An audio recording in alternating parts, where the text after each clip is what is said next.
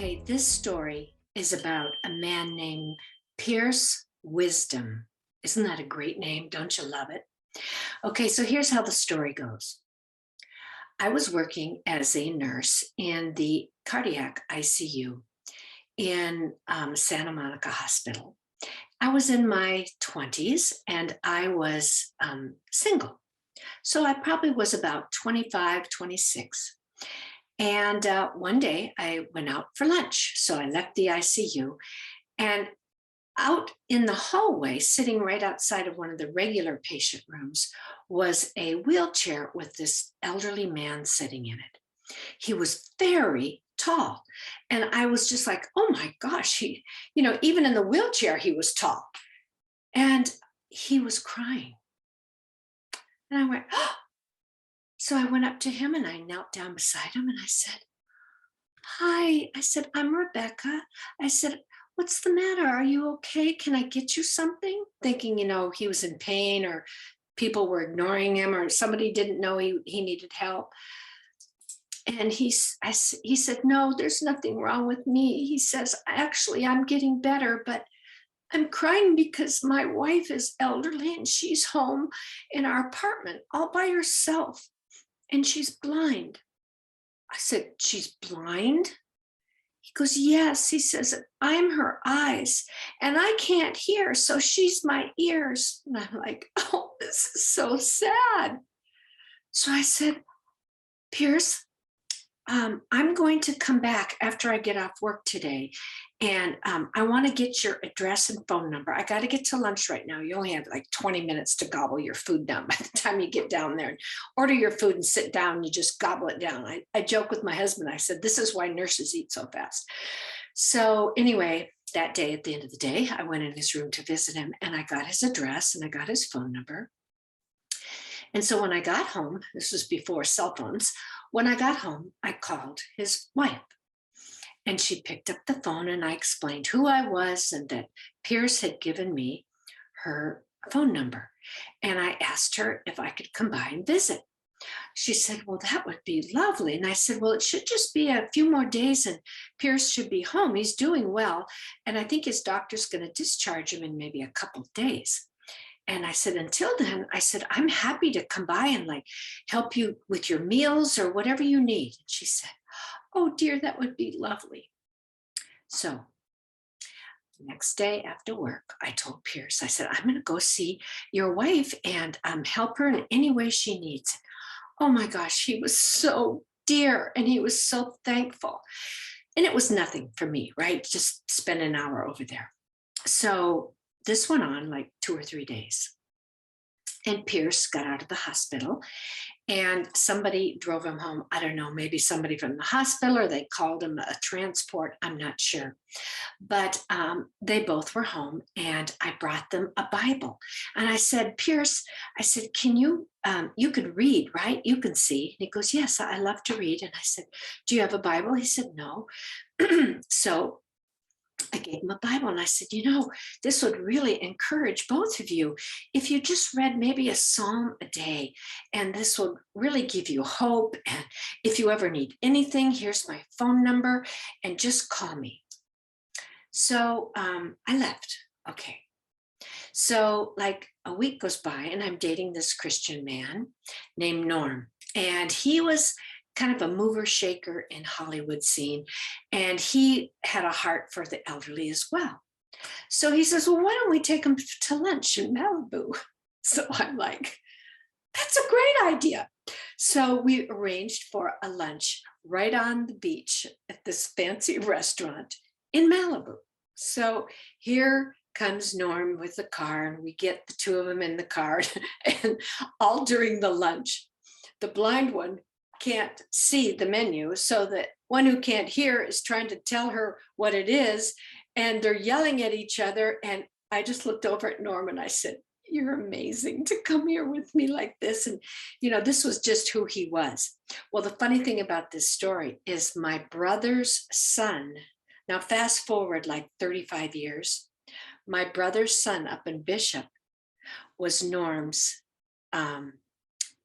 his nephew was my brother's son's best friend in missionary work.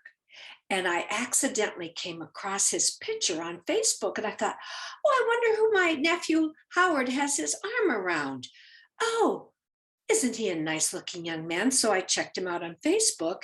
And guess what? They were saying, sorry about your Uncle Norm. And I went, wait, what's this kid's last name? And it was Rogers or related. And I went, wait, is this Norm Rogers, the one I was dating? Is this his uncle? Well, the story goes like this. Norm married, and this best friend of my nephew is now in ministry with my nephew. And they went to Africa to put in water filters for the poor. And guess who paid for the water filters? Norm Rogers. And guess who paid for all of them? Norm. So this is just the beauty of how God weaves and ties all of our lives together. This was the heart of Norm. And so anyway, we brought them back. And that's just one of many stories. But let me tell you the last fun part of this story. So one evening I got off work and I was beat. I mean, we had a code that day. We were hustling patients in and out of the ICU. I couldn't wait to get home. And I was so tired, I didn't go see Pearce. I said I would go see him. So he was back in the hospital because he had a little arrhythmia. And so it wasn't serious, but he was alone once again in the hospital. So I couldn't wait to get home. And I thought, oh, I can go see him tomorrow. So I went home, I got in my pajamas and I'm eating my dinner and I'm watching I Love Lucy, my favorite evening entertainment. If you know me, that was my nickname all through college. And I even have an I Love Lucy room in my house. I'll show it to you maybe at the end of this. But anyway, I'm watching I Love Lucy. I'm in my pajamas. It's about 7:30. And a little went right through my head, go see Pearce. I went, wait a minute, go see Pearce. I can do that tomorrow. And I kept watching. Pretty soon again, go see Pearce. And I was like, wait, Lord, really? I'm so tired. And I look at my watch. I'm like, okay, I have a half an hour. All right, I'm not that far from the hospital. I'll go. So I got dressed, buzzed over to the hospital. And on the way in, this thought went through my head, buy him a gift.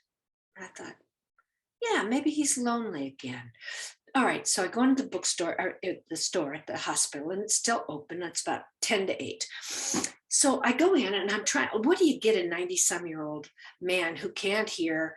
And, you know, he's going to take whatever I give him home.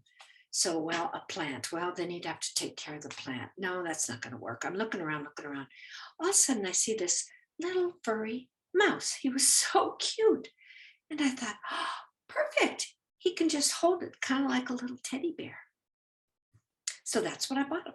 And I put it in a box. And the woman said, do you want me to gift wrap it? And I said, sure, that would be fun. So she gift wrapped this furry little mouse and put it in the box. And I trucked upstairs, and visiting hours are over in 5 minutes. So I raced into his room and I went to his bedside. And because he can't hear, when I told him my name was Becky at the time, he called me Betsy because he thought that was my name. And that became a joke with my husband and my in-laws. Whenever I showed up, they'd call me Betsy. So I walked in and I said, hi, Pearce, it's Becky. And he goes, oh, hi, Betsy. Oh, I'm so glad you're here. I'm so lonely. And I said, well, look, I said, I bought you something. And I put it on this little box on his chest. And he picked it up and he was so amazed. He said to me, how did you know today's my birthday?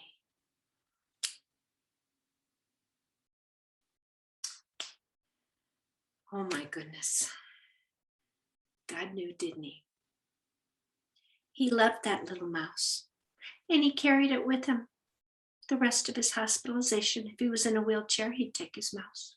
If he had to go for an x-ray, he'd take his mouse. And everybody on the floor was talking about Pearce Wisdom and his little furry mouse.